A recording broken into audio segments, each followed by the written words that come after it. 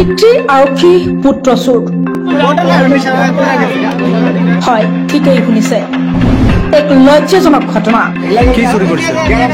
কি চুৰি কৰেছে অসম আৰক্ষীৰ সন্তানে নামিল এইবাৰ ধনৰ অবাবত চুৰিকাণ্ড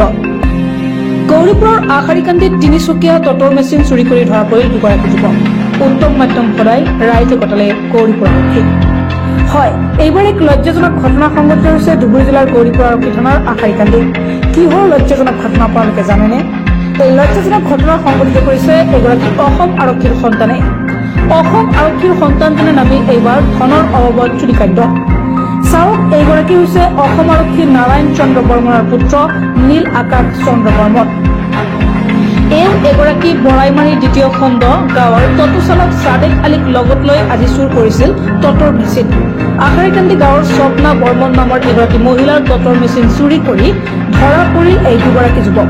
দীৰ্ঘদিনৰ পৰাই বিভিন্নজনৰ টটৰ মেচিন পানী উঠোৱা মটৰ চুৰ হৈছিল আশাৰীকান্দিৰ বিভিন্ন স্থানত অৱশেষত আজি প্ৰমাণিত হ'ল টটৰ মেচিন পানী উঠোৱা মটৰৰ চুৰ এই দুজনেই চোৰ দুগৰাকী বৰ্তমান গৌৰীপুৰ আৰক্ষীৰ জিম্মাত আছে গৌৰীপুৰ আৰক্ষী থানাৰ আৰক্ষীয়ে সোধপোছ চলাই থকাৰ বাতৰি আমালৈ আহিছে গৌৰীপুৰৰ পৰা চাহাবুদ্দিন মোল্লাৰ ৰিপৰ্ট কোনে চুরি করেছে নীল আকাশ নীল আকাশ চুরি করেছে তার ঘর কত এই যে আসলে কেন